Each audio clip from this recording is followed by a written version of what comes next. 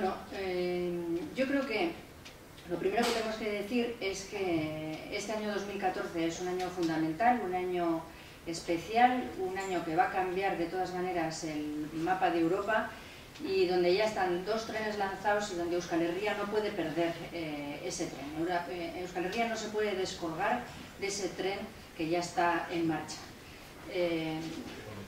Yo diría, como decía antes, que hay tres claves por las que se rigen todos estos procesos, tanto el de Escocia como el de Cataluña y el que vamos a vivir y estamos viviendo ya en Euskal Herria. El primero es que la fuerza viene de la sociedad civil.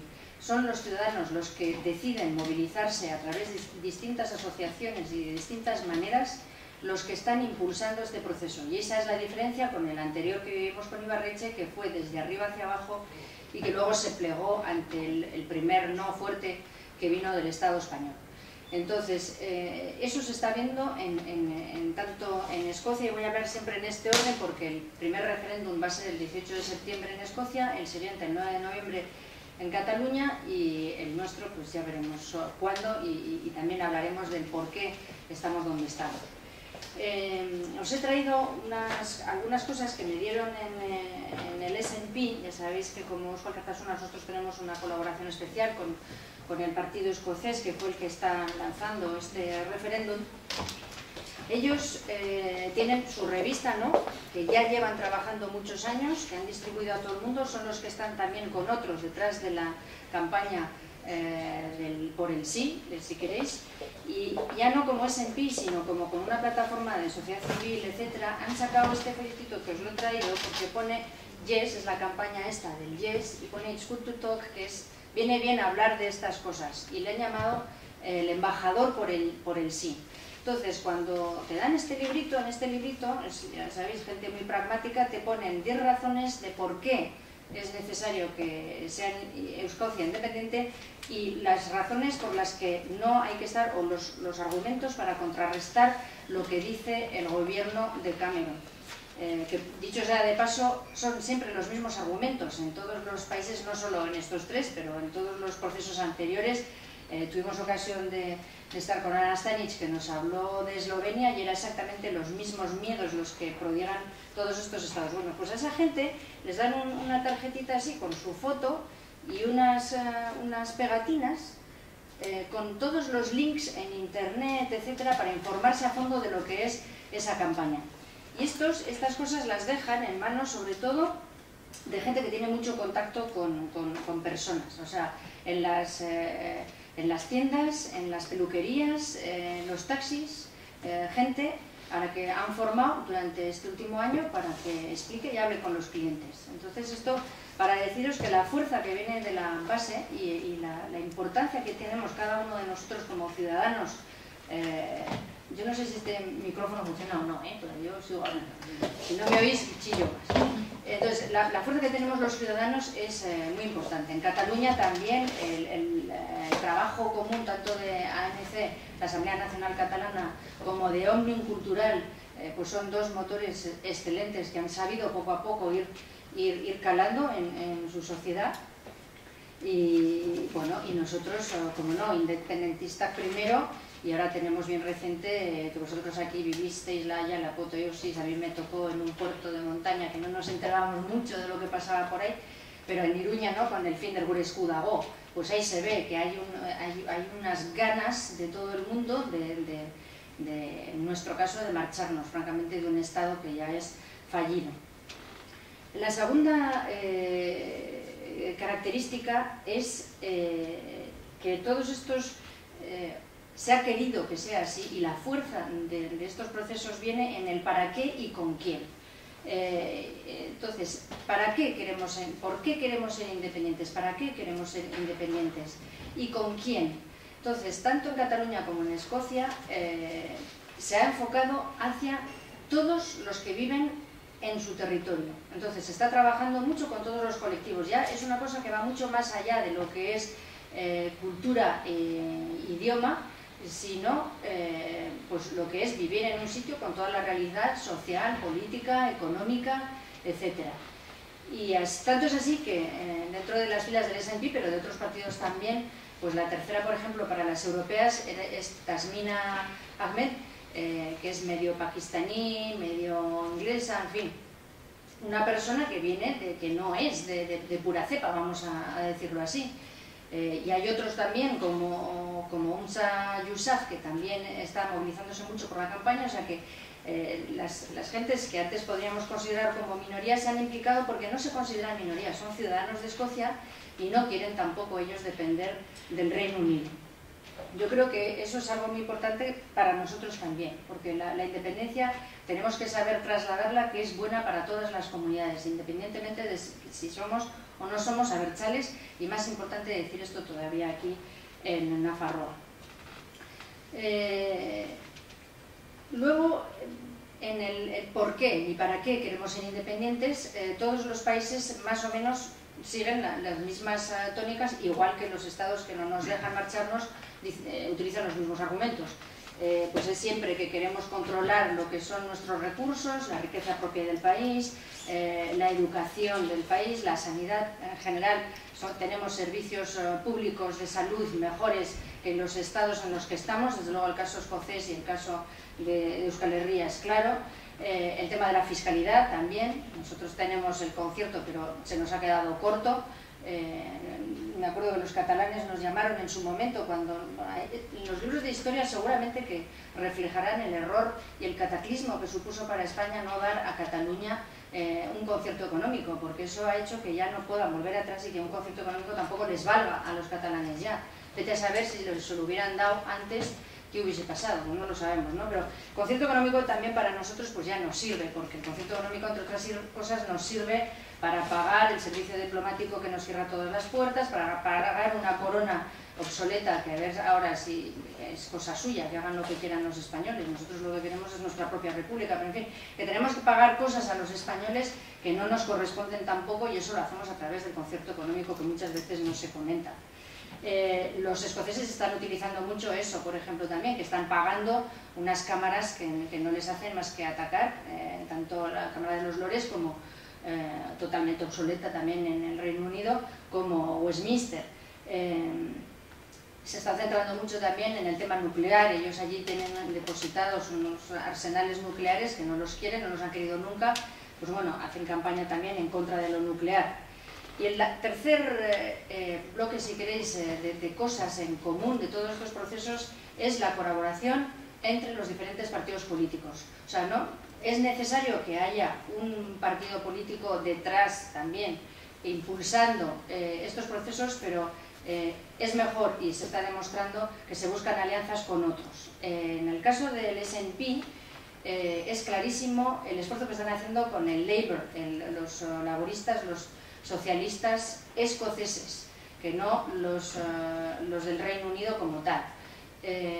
Poco a poco hay cada vez más laboristas que están hablando ya abiertamente a favor del sí en el referéndum, y tanto es así que la diferencia entre ganarlo o perderlo podría venir de las filas de los laboristas.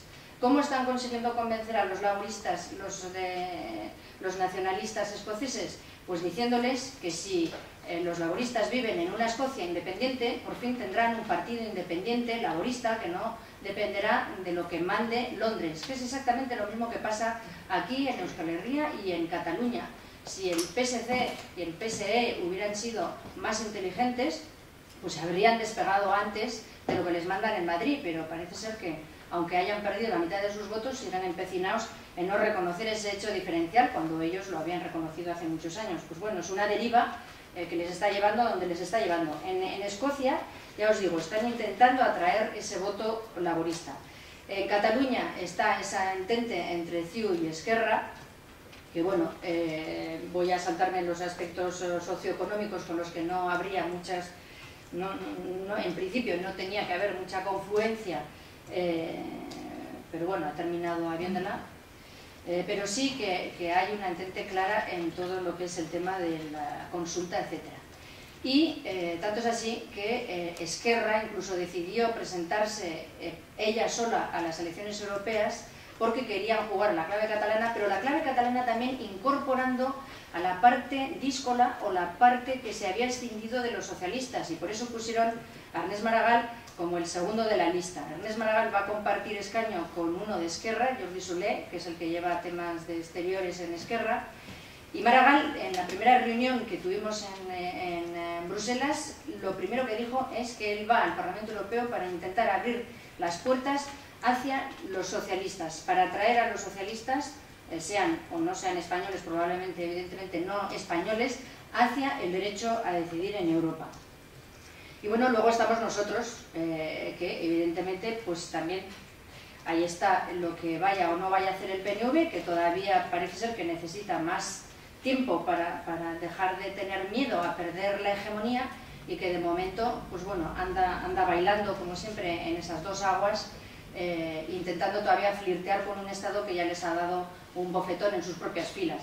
Pues bueno, necesitarán más tiempo. También están flirteando con esa idea de la confederación que están copiando a los belgas. Los belgas, no voy a hablar mucho de los flamencos, pero que sepáis que los flamencos hicieron las cuentas y vieron que la independencia no les daban los números, y entonces desde hace un año y medio o así han lanzado el tema de la confederación. Bien es cierto que Flandes ya funciona de una manera muy federalista, pero bueno, con lo de la confederación tratan de atraer hacia sus filas a gentes que, si lo dijeran abiertamente de independencia, pues igual no irían sumando mayorías. Y así es como han ganado las elecciones ahora, porque en Flandes se celebraban todas, en Bélgica todas las elecciones al mismo tiempo, regionales, locales, regionales y nacionales en los dos, tanto en Valonia como en Flandes. Entonces, con esto voy a lo que ha sido siempre el espíritu de Bildu, de H. Bildu, que es la suma de diferentes. Pensamos que con la suma de diferentes por objetivos comunes es como tenemos que ir ganando terreno, y en este terreno del derecho a decidir y de la independencia también. Ahora voy a hablaros muy rápidamente de lo que es la campaña del... Sí, déjame, yo es que sin reloj me voy a despistar. Ya debo de llevar más de 5 minutos seguro, o sea que tengo que abreviar. Llevas 15. ¿Ya llevo 15? Cielos, pues ya llevo 15, entonces voy a abreviar mucho. La campaña del sí y la campaña del no, los ingleses no le llaman campaña del no, dicen mejor juntos, lo positivan, y lo hacen adrede también, mejor juntos para no hacer el que me enfrento a lo que sea, no, mejor juntos. Bueno, los argumentos me los voy a saltar, porque son los de todos los países. Sí que os voy a dar algunos datos. Hace 4 semanas el sí estaba, sin tener en cuenta los indecisos, en 37 y el no en 47%. Pero el lunes, con los 100 días, estaban en 39 por el sí, 44 por el no. Y ha habido una pregunta que les han dicho: si Cameron sigue en el gobierno del Reino Unido, ¿qué votáis? Y entonces sacan 8 puntos de diferencia a favor del sí. El sí saldría con un 54% y el no con un 46%. Lo tienen ya todo preparado, eso también que lo sepáis. Si gana el sí, entonces al día siguiente ya se ponen a trabajar con un acuerdo entre los dos gobiernos, empezarán a negociar los activos y pasivos, cómo se divide todo lo económico, y el acuerdo con la Unión Europea, cómo ser nuevo Estado miembro o cómo se queda el Reino Unido también dentro de un reino que ya no es unido y que tampoco tiene los mismos niveles de PIB ni de nada, que eso mismo le pasa a España. Si se van algunos, como Euskal Herria o Cataluña, España no es la misma. Así que cuando España dice y repite en Europa que si nos vamos no somos miembros de la Unión, España y el Reino Unido tienen que renegociar también los términos de su tratado, porque no son los mismos tampoco. O sea que, y eso lo obvian, lo omiten cuando es así. Los escoceses ya han hecho un informe sobre este tema.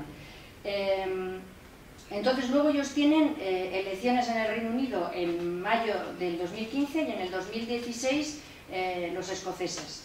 Ellos tienen previsto promulgar la independencia el 24 de marzo del 2016 y esa es otra característica, en el Reino Unido podrían, si Cameron se sale con la suya, someter a votación el quedarse o no dentro de la Unión. Si lo gana, se iría al Reino Unido de la Unión y Escocia entraría en la Unión Europea, o sea que se puede llegar a situaciones perfectamente ridículas. Si gana el no, entonces tampoco va a cambiar mucho. Cameron ya dijo esto, Salmond dijo hace pocos días que él volvería a presentarse a las elecciones del 16, harían enseguida una comisión sobre la cesión de competencias, irían hacia un autogobierno, preparar una legislación de autogobierno, o sea que de todas maneras los escoceses salen ganando, porque de todas maneras tendrán más competencias.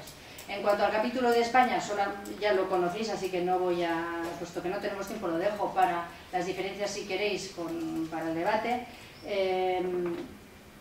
El tema de la Constitución escrita o no escrita no es tanto eso, sino el respeto a la diferencia y la democracia. O sea, allí la palabra dada es la palabra dada y en España no se sabe lo que es ni la palabra ni dar, nada. En cuanto luego al Parlamento Europeo, que sepáis que se ha ido con 3 claves. La primera es la resolución del conflicto, la segunda el derecho a decidir y la tercera el cambio de todo lo que es el entramado socioeconómico también desde Europa. Entonces ahí ya se está trabajando entre todos los grupos políticos donde estamos todos los que queremos el derecho a decidir. La idea es hacer intergrupos tanto sobre un tema como sobre el otro y tratar de ir sumando a gentes de otros pueblos que han pasado por esto, como los estonios, los eslovenos, los flamencos, escoceses, irlandeses, corsos, todos los que van a estar a favor del derecho a decidir. Por eso termino diciendo que la receta, y más que nadie lo sabéis vosotros aquí en Nafarroa, la receta es la cercanía, la transparencia, la competencia, en el fondo la entrega de cada uno, tanto los que estamos en política como los ciudadanos, los que están en redes sociales, etcétera, etcétera, porque juntos y sumando entre diferentes es como vamos a ganar. Es que yo me voy a centrar más en el libro, no soy una de las autoras, escribí simplemente el prólogo y voy a explicar un poco lo que digo en ese prólogo, un poco resumido. Y ya os comento que la idea central del prólogo era intentar contextualizar teóricamente los diferentes procesos de independencia que se están dando en Europa. No solo el escocés, sino el catalán y bueno, el proceso que tenemos en Euskal Herria, que todavía igual no es un proceso independentista, pero es un proceso. Y entonces yo me voy a centrar sobre todo eso, en qué características tienen en común los tres procesos, y bueno, de hecho otros procesos que también ha nombrado ella, ¿no? Es decir, todos los procesos de independencia que hoy en día están en marcha, y al hacer eso voy a introducir algunos conceptos, quiero decir, mi perspectiva es un poco más teórica, entonces voy a explicar un par de conceptos también, y me voy a centrar sobre todo en ordenar, digamos, las causas, o en responder varias preguntas. Una de ellas sería ¿por qué se pide la independencia? Y por otro lado, ¿por qué ahora? Y luego ya iremos desde el plano, es decir, respondiendo a estas preguntas, iremos desde el plano general, concretando ya en los casos de, en concreto, el Estado español y el Reino Unido. Entonces, bueno, en principio hay dos razones generales a la hora de decir ¿por qué ahora? ¿No? Luego iremos a la pregunta de ¿por qué se pide independencia? Primero es ¿por qué ahora? Y las dos razones generales es, por un lado, el proceso de globalización que estamos viviendo y por otro lado, la Unión Europea. El proceso de globalización, dicho rápido, es un proceso en realidad de privatización de la democracia. Pongámoslo así. ¿Qué significa eso? Es un proceso por el que se está privatizando la autoridad pública, ¿no? Y se está convirtiendo la autoridad pública en autoridad privada. Esto está relacionado pues, con todo el tema de los tecnócratas, del new management, todos estos discursos, digamos, neoliberales, ¿no? Que al final, mediante la eficacia, la tecnocracia, etcétera, pues van privatizando, ¿no? Lo que hasta ahora se consideraban ámbitos públicos, decisiones públicas, demandas de la población. Esto por un lado. Por otro lado, se añade lo que he dicho de la Unión Europea. El proceso de la Unión Europea lo que ha hecho es, de facto, reforzar los estados y, por tanto, auldu, debilitar las naciones sin estado, ¿no? Y, claro, relacionado con eso, claro, porque en este proceso nos encontramos tanto los pueblos que tienen estado como los que no. Entonces, en realidad, ¿qué significa? Que no solo estás suponiendo un problema en la Unión Europea para las naciones que no tienen Estado. También para las naciones que tienen Estado está suponiendo un problema, como estamos viendo, además hemos visto en las últimas elecciones, el hecho de que los propios Estados, es decir, el hecho de que la globalización hace que los Estados se vayan privatizando y por tanto la población, que también tiene un Estado, ¿no? Pierda también control con respecto a su Estado. Y luego explicaré qué importancia tiene esta conexión entre la población y el Estado. ¿Vale? O sea, la importancia que tiene en un sistema democrático y en el concepto de democracia esta relación entre Estado y pueblo y el concepto de demandas. ¿No? Esto lo meteré al explicar un poco más específicamente las razones de por qué se está dando ahora estos procesos o por qué han cogido tanta fuerza en el Estado español por un lado y en el Reino Unido por otro.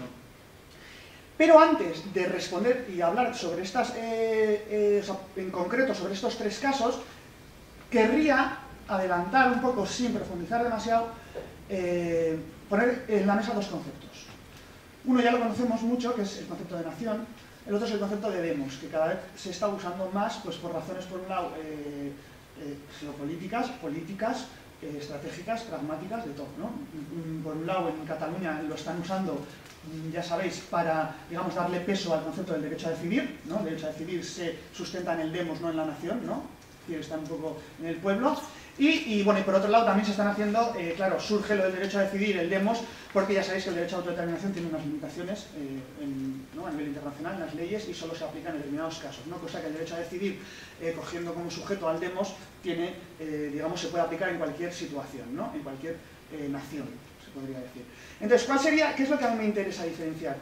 Por un lado, el concepto de nación es una entidad. La nación es una entidad política y el concepto de nación lo hemos usado para articular, o se ha usado para articular en realidad la voluntad, es decir, para que un pueblo pase a ser sujeto político. ¿Cómo pasa a ser sujeto político? Cuando se convierte en nación, ¿no? Basado, por supuesto, en una voluntad creada histórica y socialmente, ¿no? Es para lo que ha servido el concepto de nación. ¿Para qué nos sirve el concepto de demos? ¿O por qué yo insisto mucho en introducir el concepto de demos? Porque el concepto de demos se refiere a cómo se lleva a cabo esa voluntad. No solo el hecho de que haya una voluntad de convertirse en sujeto político, que ese es el primer paso, sino de cómo se lleva a cabo esa voluntad. ¿Qué quiero decir con esto? La nación es una entidad, por tanto puede haber naciones que tengan o no tengan un sistema democrático, ¿no? Entonces, la nación es una entidad. ¿Qué pasa con el demos? El demos implica ya que estamos hablando de un sistema democrático. ¿Y esto por qué le doy tanta importancia? Porque las condiciones para ser una nación no son las mismas que las condiciones que se requieren para ser un demos, para ser una democracia. A ver si me entendéis, vamos a decir con el tema de democracia. El demos no es más que el sujeto de un sistema político democrático. Es un poco más complicado, pero bueno, así para que me entendáis así rápido, sería eso, el sujeto que, es decir, en todo proceso de democratización aparecen nuevos sujetos que se llaman los demos, para que me entendáis, ¿vale? Entonces, ¿y qué es lo importante para mí? Que es decir, en nuestro caso, para pasar de ser una nación a pasar a ser un demos, una democracia, las condiciones son diferentes, es decir, requerimos unas condiciones, que es claro, lo que se está pidiendo desde Escocia, desde Cataluña, es decir, son naciones, pero no quieren ser naciones, quieren ser democracias. Naciones ya son, ¿no? Entonces, claro, es ese paso, ¿no? Es decir, ¿qué hace falta para ser una democracia? Para ser una democracia catalana, para ser una democracia escocesa, una democracia vasca, ¿no? Entonces, y para responder a eso es para lo que se hace esa diferenciación, ¿no? De conceptos, es decir, qué es lo que se quiere conseguir, qué somos y qué no somos aún, ¿no? En ese sentido. Y entonces aquí ya pasamos, hecha esta diferenciación, ¿no? De que la nación es una entidad, el demos ya implica determinadas cosas, que ahora explicaré el qué, pero quiero primero explicar, ya aclarado esto, qué dos razones, es decir, qué ha pasado en estos últimos 50, 30 años, ¿no? En el Estado español y en el Reino Unido para que ocurra lo que está ocurriendo ahora.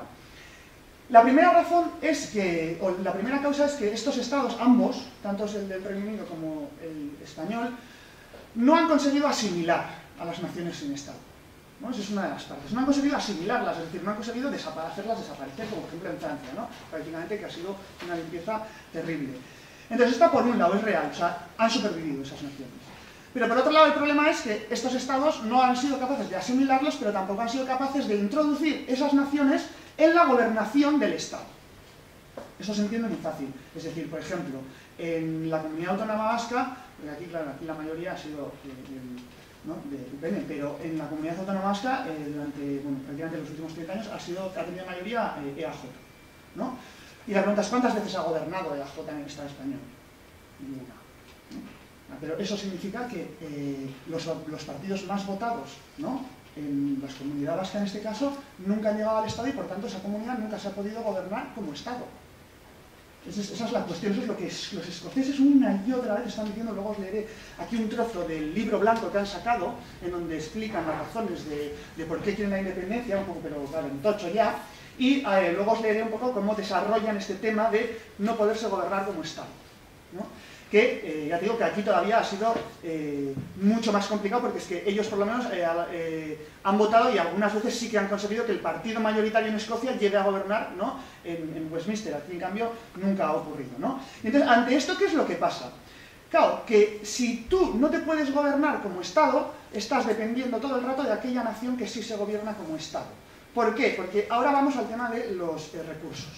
Es un tema de los recursos el tema del Estado. Es decir, el tema de gobernarte como Estado lo que significa es que te puedes gobernar con recursos. No va más allá. Y claro, ¿qué pasa? En una democracia, como ahora explicaré, esto es esencial. ¿Y por qué es esencial? Porque no se da una democracia, es decir, no se da un proceso de democratización a no ser que las demandas de la población se conviertan en realidad social y política. ¿Y cómo se convierten las demandas de la población en realidad social y política? Mediante el Estado.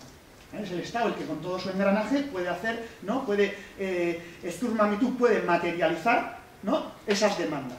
Pero es que esas demandas, y claro, esas demandas significan a demandas que hacen que una ciudadana o un ciudadano sea un ciudadano o una ciudadana en democracia. Es decir, estamos hablando de un sistema público de educación, de un sistema público de sanidad, estamos hablando de igualdad socioeconómica, estamos hablando de seguridad social, etcétera, etcétera. Todas estas condiciones son condiciones de democracia, de democratización. Si no se dan estas condiciones, no surge una democratización. En cambio, la de la nación, hay naciones antes de que surgiera la democracia, ¿no?, y probablemente a pesar de la democracia. Entonces, esa es la gran diferencia, que para ser una nación, bueno, pero para ser una democracia necesitas unos determinados recursos. Porque, claro, una democracia, ¿qué significa? Que los gobernados son iguales a los gobernantes, ¿no? Es decir, lo que he dicho antes, en una democracia representativa significa que las demandas de la población se materializan. Pero las demandas de la población, estamos hablando de igualdad socioeconómica. Para empezar, eso es uno de los principios de la democracia. Serían la igualdad socioeconómica y la igualdad política. No tienes igualdad política si no tienes igualdad socioeconómica. ¿Vale? Entonces, claro, la democratización implica ya unos principios para los cuales necesitas unos recursos que, para ser nación, pues bueno, no tienes por qué haberlos necesitado hasta ahora, ¿no? Porque evidentemente, sin esos recursos, yo estoy convencido que las naciones desaparecen al final, ¿no? A lo largo del tiempo, como estamos viendo, llegan a desaparecer. Y entonces, ¿por qué insisto tanto en este tema de los recursos? Porque al final en los recursos, sobre todo en lo de la reproducción, en lo de poder vivir, o sea, es a través de estos recursos como las naciones y los pueblos pueden reproducirse a través del tiempo y del espacio. Esa es la clave, ¿no? Y entonces, cuando estamos hablando de reproducción, ¿de qué hablamos? Estamos hablando de reproducir aquello que hace que una comunidad sea una unidad común, ¿vale? Una común unidad. ¿Y eso qué suele ser? Suelen ser determinadas creencias, determinadas percepciones y determinadas identidades comunes, lo que hace que haya una comunidad. El problema está que hoy en día, claro, para reproducir esa comunidad de percepciones, de identidades y de intereses, necesitas prácticas comunes. Lo que se llama prácticas comunes. Es decir, ¿qué son prácticas comunes? Pues ir a la Euskal Eskola Público A, ir a Osasunbide, ir a Osakidetza, tener la misma policía, tener el mismo sistema judicial, tener, ¿no?, el mismo sistema productivo o régimen de producción, el sistema financiero, etcétera, etcétera. O sea, son muchos condicionantes al final los que hacen falta, ¿no?, para crear esas prácticas comunes. ¿Cuáles son esas prácticas comunes? De todo lo que os estoy hablando son estructuras al final, porque toda la educación pública, es decir, todas estas estructuras, sistemas de partidos, sindicatos, ¿no?, régimen de productivo, etcétera, son estructuras que solo las instituciones estatales pueden poner en marcha. Evidentemente cogiendo nuestra riqueza, ¿no?, y empleándola en eso, ¿no? Entonces, claro, para que se dé esta dinámica de la reproducción democrática, ¿no?, para reproducirte o para reproducir una nación como un demos, si queréis, o como una democracia, se tiene que dar todo este proceso. Y claro, ¿cuál es lo que decía yo antes? ¿Qué es lo que ha pasado? O qué es lo que ha pasado en Escocia, aquí en Cataluña. Que se ha roto, es decir, para que ocurra esta democratización, esta dinámica de que las demandas se recojan por el Estado y las convierta en realidad, ¿no?, tiene que haber un link representacional, que se dice. Es decir, alguien tiene que representar o llevar mis demandas, ¿no?, al Estado y llevarlas a cabo. En principio lo hemos hecho hasta ahora por representantes políticos, bueno, hay otras formas, ¿no? Es decir, movimientos sociales, hay todo un cúmulo de sociedad civil que articula esas demandas, ¿no?, y se tienen que transferir al Estado.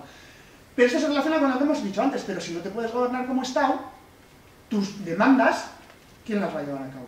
Un gobierno autonómico, pues un gobierno autonómico tiene lo que tiene, ¿no? Entonces, es decir, no hay ahí ninguna transferencia, se rompe la transferencia por la que tus demandas y tus gobernantes, ¿no?, tienen que llegar a un Estado, a ese complejo de instituciones y desde ahí poder, digamos, materializar todas esas demandas de la población, ¿no? Y eso es lo que se ha roto.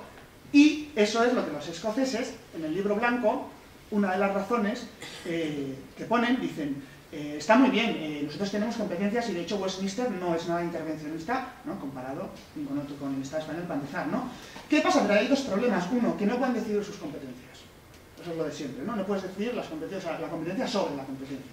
No tienen eso. Pero además vuelven a decir lo que he dicho antes. En 68 años, es decir, desde 1945, solo durante 34 años, es decir, menos de la mitad, han sido gobernados por un partido que ellos han votado. Y eso es lo que ellos dicen que ya no admiten. En una democracia, o sea, el partido mayoritario de un pueblo es el que tiene que gobernar, haciendo coalición o como sea, el Estado, ¿no? Porque si no, no hay esa manera, es decir, no tienes tus recursos, no están en manos tus recursos para que esos gobernantes pongan en marcha todas esas demandas. Se rompe. Y eso es una de las razones más, digamos, que más subrayan y más repiten, ¿no? En todo, tanto en los resúmenes que hacen como en el libro blanco, etcétera, etcétera. Entonces, relacionado con esto, eso es, decía, cuando la transferencia se rompe, ¿qué pasa? Es lo que se ha dicho, esto en teoría es muy conocido, es lo de la soberanía popular, ¿no? Es decir, para que un Estado sea democrático, tiene que haber una transferencia de soberanía popular a soberanía estatal, que se llama, ¿vale? Entonces, si se rompe, lo que he dicho, esa representación, ese hilo, ¿no?, ya no hay manera de transferir la soberanía popular, ¿no? Se rompe, no hay manera de transferirla. Y entonces es lo que, claro, entonces evidentemente ya no funciona la democracia, pero no funciona en ningún sitio en el sentido de no funciona en sus principios. No funciona en sus principios esenciales, que evidentemente esto no está pasando solo, como he dicho, en el Estado español y con naciones que no tienen Estado. Es un problema que se está extendiendo. O sea, también incluso en las naciones que tienen Estado, etcétera, pero que la clave, o sea, el núcleo es un poco eso. Los pueblos están perdiendo el control sobre las estructuras estatales, los que no tenemos estructuras estatales todavía estamos en peor posición, ¿no?, en toda esta privatización del espacio público y de las demandas públicas, y entonces, claro, es cuando por eso se han empezado a acelerar todos estos procesos independentistas, ¿no? Porque ha coincidido con ese ataque de la globalización, de esa privatización exagerada y al mismo tiempo con la expansión de la Unión Europea, ¿no? Entonces ha puesto a todas estas poblaciones sin Estado, sin control sobre sus estados, en situaciones eso de que puedes desaparecer. Es decir, y luego, eso es uno de los problemas, por ejemplo, que tenemos en Iparralde, es decir, no hay estructuras estatales. Y eso es lo que está haciendo que en Iparralde sea muy difícil reproducir el pueblo vasco en ese sentido, porque no tienen estructuras mediante las que, pues eso, invertir en escuela pública o Euskal Escola, ¿no? O en su propio sistema de tal. Entonces, eso es lo que está haciendo, como se ve, aquí tenemos muy bien para diferenciar eso, Nafarroa, Euskal Erkidegoa eta Iparraldea, ¿no? Ahí se ve mucho, depende de las estructuras estatales que tenga cada administración, el poder que tienen de reproducir, ¿no? Euskal Herritargoa. Y entonces, para terminar, yo lo que incido también en el prólogo es que a mí me parece que aquí en el debate estamos todavía muy estancados en el tema de ser nación o no ser nación, que nos reconozcan como nación, etcétera, cuando al final nación ya somos y el problema está en si queremos ser una democracia o no. Y si queremos ser una democracia, necesitamos un Estado. Es más, relacionar el tema de la democracia con el Estado y dejar un poco, no dejar, o sea, la nación es la base, bien, es el núcleo, ¿no?, por el que partes tú de esa comunidad. Pero ya está, o sea, nación ya somos. Cataluña y Escocia no están pidiendo, ¿no?, que se les reconozcan como nación, es que lo dan ya por hecho. A su exigencia es una democracia escocesa o una democracia catalana. Entonces yo creo que aquí, eso, ¿no?, hay que dar ya ese paso que ya se está dando, desde diferentes movimientos, y este discurso ya se está expandiendo, ¿no? Relacionar la democracia, Euskal Democracia, con el Estado. Y lo de la nación, ya lo por hecho, ¿no? Exigir ya una democracia, no el ser nación. Y aquí voy a parar. Yo soy uno de los autores del libro Escocia, Independencia en el siglo XXI, en la Europa del siglo XXI, el camino hacia la independencia. Os recomiendo, evidentemente no soy un buen vendedor, pero os recomiendo que le echéis una buena ojeada, porque el libro, aparte del prólogo de Yule, mi parte, que es una parte también general, y luego incidiendo en la Escocia de los últimos días, como quien dice, hay dos capítulos muy importantes. Por un lado está el de Xavier Solano, un catalán que conoce muy de cerca, ha sido asesor del SNP y evidentemente hace un repaso a la historia y hace una contextualización de todo el proceso escocés y lo conoce de primera mano. Y luego, como no, está otro capítulo de Robin McAlpine, que evidentemente como escocés pues también nos va a dar muchas pistas de lo que está teniendo lugar a día de hoy en Escocia. Bueno, hablar en último lugar tiene sus cosas buenas y sus cosas malas. Lo bueno es que ya han dicho casi todo, con lo cual yo voy a ser bastante breve, ¿no? Cuando hablamos de procesos, muchas veces en los medios y sobre todo en determinada clase política nos dicen, bien sea en procesos soberanistas, bien sea en procesos de resolución de conflictos, que las realidades, los contextos, los procesos, por tanto, son diferentes, que no se pueden equiparar, que no se puede hacer el copia y pega. Y yo estoy de acuerdo, es verdad, tienen razón. No es lo mismo Escocia que Euskal Herria, no es lo mismo Cataluña que Escocia, no es lo mismo el proceso sudafricano que el proceso irlandés. Evidentemente, en eso yo creo que todos estamos de acuerdo. Pero eso no es óbice para que nosotros y nosotras miremos hacia esos procesos, aprendamos de esos procesos y aprendamos las cosas buenas para ver si es posible también repetirlas o encauzarlas en torno a nuestro propio proceso y sobre todo aprender de las cosas malas para evitar cometer los mismos errores, ¿no? Hecha esta pequeña introducción, como bien se ha dicho ya desde la mesa, durante mucho tiempo se ha hablado de procesos de autodeterminación. En torno a la autodeterminación y sobre todo desde un punto de vista jurídico y a nivel internacional, pues bueno, ha habido siempre goraderas, ha habido altibajos, diferentes interpretaciones, muchos obstáculos, sobre todo en los últimos tiempos, para que determinadas naciones o determinados pueblos puedan autodeterminarse, y por eso últimamente estamos oyendo una especie de nuevo paradigma, ¿no? El famoso derecho a decidir. Un derecho a decidir que, como bien ha explicado Jule, pues da pie probablemente a incentivar o canalizar las demandas de muchos de esos pueblos que llevan años luchando y sobre todo reivindicando la posibilidad de ejercer ese derecho, ¿no? A lo largo de la historia, y lo veréis en el libro, los procesos de autodeterminación han sido muchos. Habla de las famosas oleadas, ¿no? Sobre todo durante el siglo XX hasta los años 60-70 y sobre todo en esa época, en esas décadas, muchos de los procesos estaban encaminados a lo que se denominaba también procesos de descolonización. Por eso en África y en Asia surgieron tantos estados, ¿no?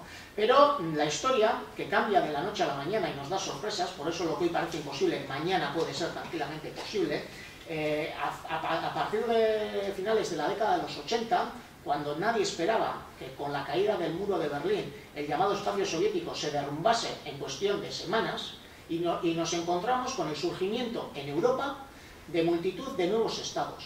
Con lo cual, aquellos que hablaban de procesos de descolonización y sobre todo el derecho de autodeterminación a una cosa lejana, se encuentran con una realidad a las puertas, en el mismo corazón de Europa, ¿no? Eso evidentemente pone nerviosos y nerviosas a muchos dirigentes, a muchos miembros de esas clases políticas, de esos estados-nación que existen y existían en Europa, ¿no? No obstante, el argumentario de ellos vuelve a ser un argumentario facilón y nos explican que, bueno, que eso es una situación también excepcional, que el hecho de que se venga abajo, después de toda la Guerra Fría, el espacio soviético, pues bueno, puede dar pie al surgimiento de estos estados, estos nuevos estados. Algunos de ellos habían existido en el pasado con otra caracterización, etcétera, etcétera. Pero al poco tiempo nos encontramos con una nueva realidad, que es en la antigua Yugoslavia también empiezan a surgir estados. Es cierto, y aquí una vez más harán acopio de un argumentario facilón, para decirnos que aquí también la situación es especial. Además, nos dicen, fijaros, ¿qué trae consigo el hecho de que surjan nuevos estados? Guerras. Traen consigo la destrucción, como lo vimos en el conflicto de los Balcanes, ¿no? Claro, sí pero no. Sí pero no, porque hemos visto a lo largo de estos mismos años todo un sinfín de procesos en torno a la autodeterminación en esos mismos estados, ¿no? El famoso proceso que tuvo lugar en Checoslovaquia, que os animo a ser posible que intentéis estudiarlo y seguirlo de cerca, porque la verdad es que da muchas pistas, sobre todo para la resolución posterior, cuando surgen dos nuevos estados y técnicamente hay que negociar cómo se separan esos estados, y surge de una manera totalmente pacífica, y es más, no hubo referéndum, porque de hecho en uno de estos dos nuevos estados la mayor parte de la población en un primer momento no veía con buenos ojos la separación, pero desde Europa no se dijo nada, y tampoco se hizo referéndum para la unificación de Alemania. Dos estados diferentes dan pie a un nuevo estado al que tampoco se le hizo dar todos esos pasos para ingresar en la Unión Europea como nuevo estado que formaba. Pero bueno, insisto, son argumentarios facilones y sobre todo utilizaciones partidistas por parte de estos estados, ¿no? Hemos encontrado, además, en el caso de los Balcanes, en el caso de la antigua Yugoslavia, más ejemplos. Vimos el tema de Croacia, vimos el tema de Macedonia, hemos visto el tema de Montenegro, donde aquí ya la Unión Europea se empieza a poner nerviosa y la llamada comunidad internacional pide una serie de condiciones para que Montenegro pueda llevar a cabo un referéndum de autodeterminación. Le pide una pregunta clara, concisa, le pide una participación importante, más del 50%, y sobre todo, por primera vez, piden que el voto positivo sea cualitativamente importante, el 55%. Por los pelos, pero Montenegro se independiza. Y los Balcanes nos vuelven a dar una nueva sorpresa, ¿cómo no? Y es que Kosovo decide unilateralmente declararse también Estado independiente a los años. Por lo tanto, hemos visto unificaciones de estados, separaciones de estados, referéndums de forma unilateral, y todo ello ha pasado en Europa. ¿Qué ocurre? Que ahora en el siglo XXI las realidades nacionales, los pueblos que están a punto de dar esos pasos, se enmarcan en lo que es el corazón de esa llamada Europa Occidental, en el corazón de la Unión Europea, incluso algunos miembros de alianzas como la OTAN, ¿no? Y eso evidentemente pone nervioso y mucho a esos gerifaltes de los llamados Estados-nación que a día de hoy existen.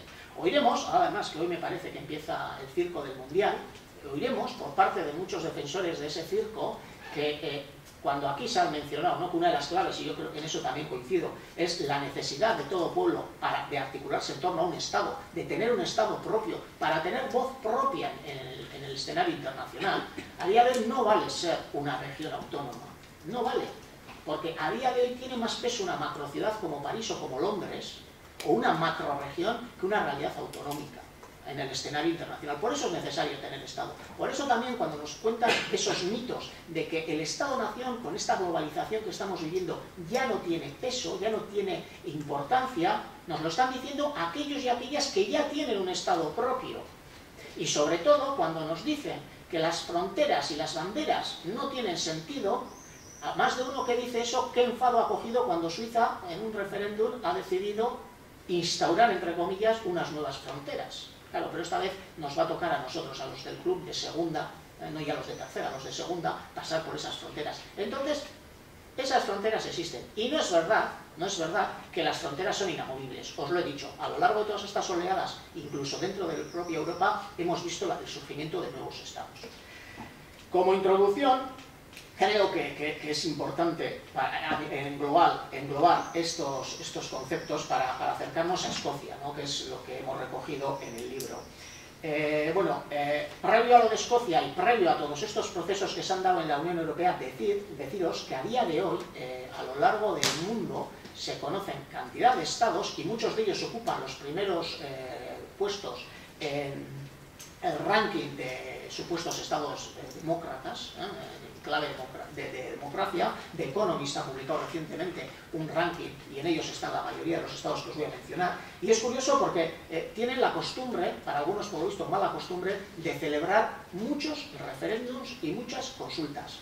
Tenéis el caso de Suiza, está el caso de Italia, está el caso del estado de California en Estados Unidos, que cada vez que hay una elección convocan 4 o 5 referéndums por 1001 motivos diferentes.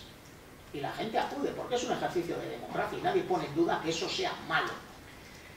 Luego está el tema irlandés, que todo cambio importante pasa por un referéndum. Así también se pusieron nerviosos en la Unión Europea cuando Irlanda rechazó dar los pasos que algunos pretendían. Y finalmente, por ejemplo, tenemos la realidad australiana, ya sé que queda muy lejos, queda ahí en las antípodas, pero Australia ha celebrado hasta el día de 42 referéndums de diferente tipo, y de verdad que es un ejercicio de democracia, ¿no? Volviendo a Escocia, o centrándonos en Escocia, deciros que aquí yo creo que es importante también, de cara luego aquí a nuestra propia lectura, ¿no?, la lectura del Estado español. Por eso os he dicho aprender y mirar hacia otras realidades, hacia otros procesos. Ahí estaba el argumento legal frente al argumento democrático. Escocia no tenía capacidad legal para organizar un referéndum. No tenía. La ley británica marcaba claramente que eso era potestad del Parlamento de Westminster. Y sin embargo, ambos gobiernos, el gobierno de Edimburgo y de Londres, ponen en marcha un proceso para negociar, para acordar fórmulas que den pie a poder organizarse ese referéndum. Y ese referéndum se va a organizar finalmente porque Londres permite que Edimburgo sea el que gestione la celebración de dicho referéndum. Es un acuerdo, es un acuerdo. Y es importante ese acuerdo, sobre todo para demostraros la simpleza que tiene el proceso escocés en su conjunto. 5 pasos he definido yo en torno al proceso escocés. Se acuerda ad hostu en torno al proceso. Las dos partes, lo que os he dicho, acuerdan el proceso. Las dos partes hacen sus propuestas, pondrán sobre la mesa su argumentario, como se ha dicho desde la mesa, yes, Scotland, better together. Mejores juntos, sí, Escocia. Ahí está el argumentario. El tercer paso de ese proceso es que cada uno va a defender sus posturas. Y aquí, entre comillas, vale todo. Va a haber, evidentemente, el mensaje del miedo por parte de los llamados unionistas. Va a haber un argumentario pragmático, un argumentario en clave positiva por parte de los soberanistas. Y va a ser una pelea, y está siéndolo, ya quedan menos de 100 días, dura, muy dura. Y aquí los dos últimos pasos son los claves. El cuarto paso es, una vez visto todo esto, hay que darle la palabra al pueblo. Y el pueblo va a votarlo en las urnas. Y el quinto, muy importante también, las dos partes ya han acordado que se va a respetar la voluntad del pueblo. Sencillo, 5 pasos, uno detrás de otro, y ese es el modelo escocés. Evidentemente, en aspectos técnicos habría que profundizar mucho más, ¿no? Pero a lo largo del referéndum, para que veáis que todo el mundo se ha ido dejando pelos en la gatera, como se suele decir, por primera vez van a votar los mayores de 16 años. Y va a ser un dato importante, porque es la primera vez que votan. Y ha sido una postura defendida por el gobierno escocés, porque consideraba que era tan importante la decisión que se iba a tomar en ese referéndum, que iba a condicionar a las generaciones venideras, que al menos una parte de ellas tenían derecho a posicionarse en torno a ese futuro hacia Escocia. Fijaros aquí, si hacemos un paralelismo, la famosa Constitución española, a día de hoy, qué porcentaje de la población, no ya que le votó, que ya sabemos que ya de por sí se le votó muy poco, pudo tomar parte en aquel referéndum, ¿no?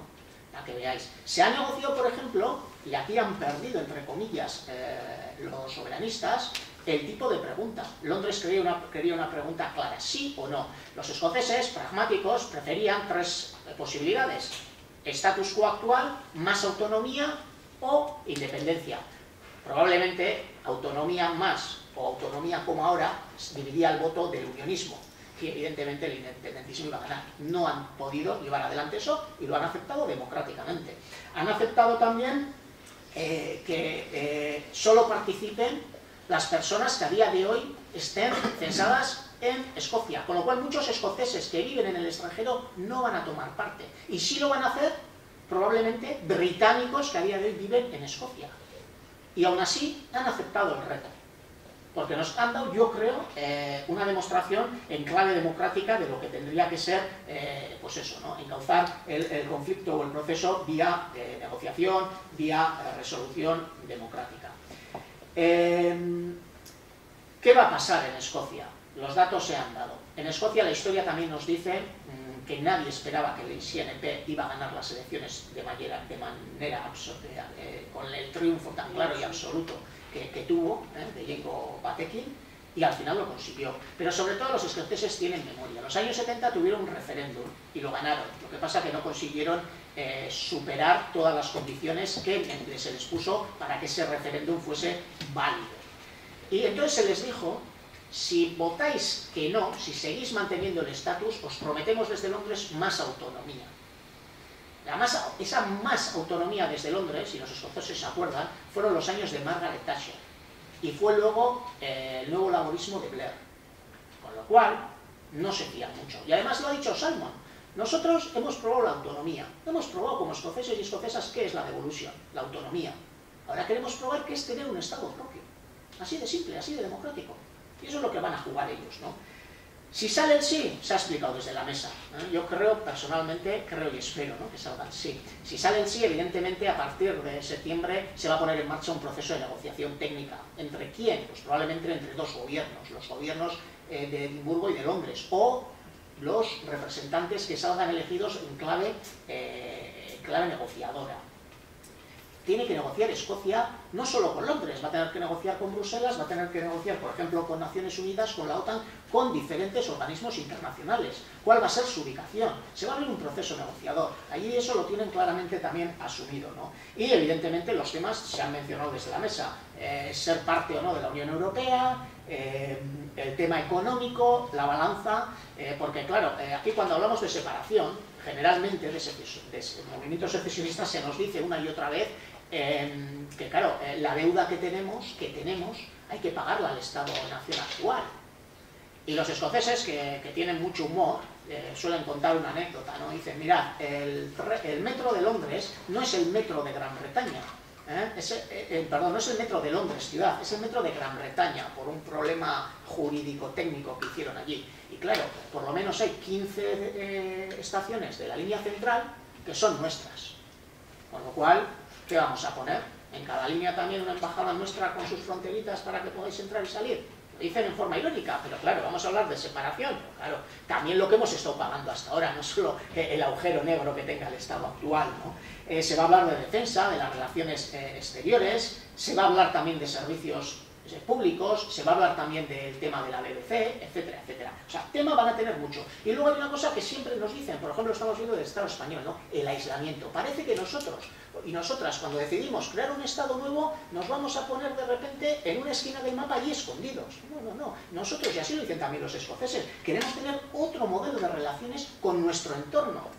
Y fijaros, soy muy tendente a las anécdotas, ¿no? Pero visualmente, se dice desde el Estado español muchas veces qué sería de nosotros o de los catalanes si al día de mañana creábamos nuestro propio Estado, las famosas fronteras que íbamos a tener con el pasaporte en la boca. Claro, te pones a pensar y dices, ya, frontera Euskal Herria, frontera Cataluña. ¿Por dónde iba a sacar el Estado español por tierra sus mercancías? No puede. Porque claro, iban a hacer por mitad de Pirineos, por Zaragoza, hasta el Estado francés. Claro, pero los franceses les dijeron, ¿a dónde vais? ¿A dónde vais? Tendrían que pagar su peaje. O sea, es absurdo hablar de aislamiento forzado, ¿no? Nadie quiere hacer un aislamiento, simplemente, pues como dicen los escoceses, ¿quién mejor que nosotros para gestionar nuestro futuro? Y voy acabando porque ya he visto que me estoy pasando. ¿Qué pasa? ¿Qué ocurre si vence el no? Estas semanas he estado en Escocia y me han dado, ¿no?, argumentos y me ha gustado. El no vencerá, aunque gane el referéndum. No tiene nada que ganar una posición del no. Y te quedas así y dices, ¿cómo que no? Valga la redundancia. Y te decían ellos, no, porque a un corto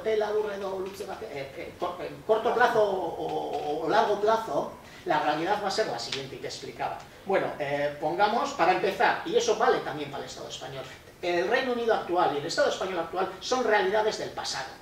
El Reino Unido es claro, responde a una realidad imperial, no responde ya a la realidad sociopolítica que vive el Reino Unido. Y es curioso porque la mayoría de los académicos que están hablando del tema, cuando analizan el tema de Escocia, se refieren a Escocia, RUK, el resto del Reino Unido, hablando en futuro, ¿no? Una realidad que surgirá. Y Escocia y Euskal Herria y estos estados, estos pueblos que quieren crear su propio estado, representan el futuro. Un futuro además pequeño, más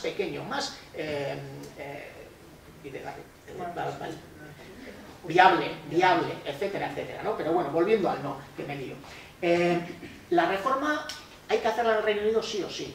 Inglaterra lo está demandando, además te dicen los escoceses, es bueno para Escocia que salga el sí y va a ser bueno para Inglaterra. Inglaterra a día de hoy no tiene parlamento propio, solo tiene el de Westminster, donde también están escoceses y galeses y los 6 condados del norte de Irlanda, donde deciden por todo. Sin embargo, los ingleses no tienen su propio parlamento. Y además se está dando el caso de un nacionalismo inglés que está en auge. Cada vez son más los que se definen como ingleses y no como británicos. Eso es importante. Eso va a traer consigo una reforma de lo que conocemos como Reino Unido, esa crisis identitaria que tienen estos estados, estas formulaciones estatales viejas, caducas, caso del Estado español, ¿no? Caso del Reino Unido. Además, no va a acabar con la identidad ni con las demandas de Escocia un no al referéndum. ¿Qué va a haber? Unas elecciones. ¿Quién va a ganar? Probablemente los partidos soberanistas. ¿Qué vamos a empezar? ¿Un nuevo proceso? ¿Nos van a dar más autonomía? Dicen, pues si nos dan más autonomía, poco que nos den, poco a poco, más autonomía, de facto vamos a estar casi gobernando de manera independiente. No lo vamos a hacer al 100%, pero cada vez se va a mostrar una fotografía más clara en ese sentido.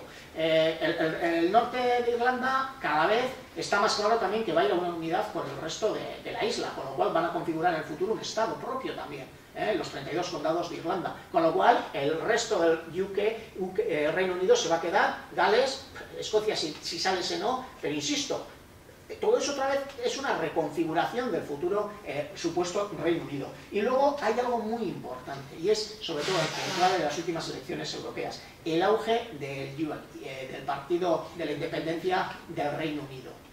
Ese partido, que ha sacado también importantes votos en Escocia, rompiendo algunos esquemas para algunos, no para tantos, representa un peligro para el conjunto de la actual configuración del Reino Unido, porque van a hacer que los conservadores, los Tories, lleguen a posiciones cercanas a ese partido para seguir manteniendo su bolsa de votantes y evidentemente va a condicionar la propia estructuración actual que conocemos del Reino Unido, ¿no? Por eso, evidentemente, si vence el no, como dicen ellos, probablemente a medio o largo plazo no vaya a servir para nada.